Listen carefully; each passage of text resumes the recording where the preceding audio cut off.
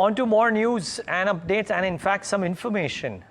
Here's some analysis done by my colleague Hiral that domestic institutional investors, major market players in 2025 inflows crossing 4 lakh crores and reaching over 80% of the previous year's tally amid significant FI selling. Hiral, give us a detailed perspective.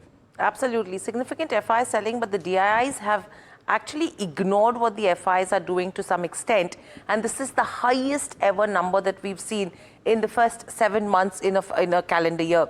The DII inflows have crossed 4 lakh crore mark in 2025. And to this, if you talk about the FI number, they've sold only worth 1.65 lakh crores. So the sell number by the FIs is way lower than what the DIIs have bought. Let's understand what is it actually. It's actually reached over 80% of the total 2024 tally in terms of the total DII buys, and this has come in the first 7 months itself. If you talk about the DII flows in 2024, that number was little over 5 lakh crore mark.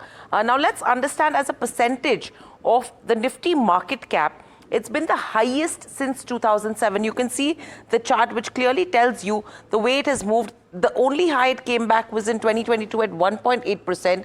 But this year in 2025, the DII inflows as a percentage of the Nifty market cap is at 2.2%. Moving on, if you talk about the DII inflows in absolute terms as well, it's hovered and it actually achieved a high in 2022 of 2.4 lakh crores, then in 2024 of 2.6 lakh crores.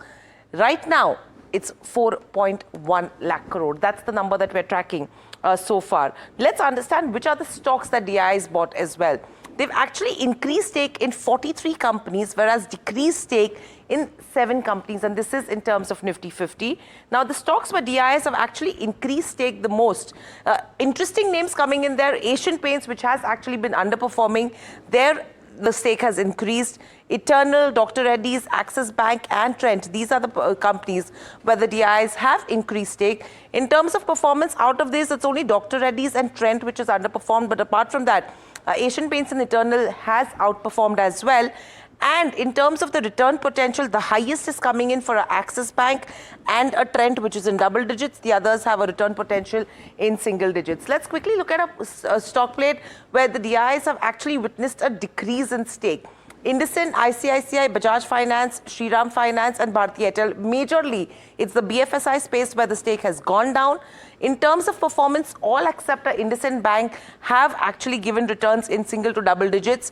And in terms of return potential, except IndusInd Bank, all of the others have a return potential in the range of around 6 to 16% on a consensus basis. So overall, interesting names that you're seeing where the sales have gone down.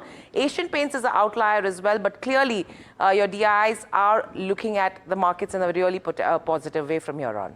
Okay, so DII is shoring up when FIIs are KG, and for long-term portfolios, this is where value is built. Thank you for that, Hiral.